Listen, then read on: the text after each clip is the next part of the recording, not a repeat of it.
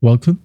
In this video, I'll show you how to unarchive a story on Instagram. All right. If you find this video helpful, please leave a like and subscribe to the channel for more such tutorials. Now, first up, open up the app.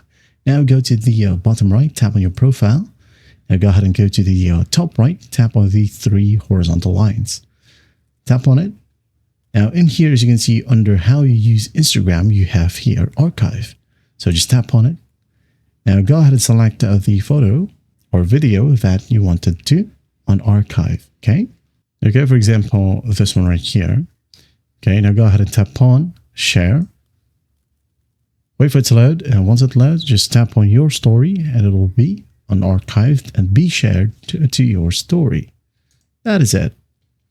As you can see here, it now says added to story. So what we'll do is just go ahead and check if the story is active right here. Okay. That's how you unarchive a story on Instagram. Well, I hope this video helps, and I'll see you in the next one.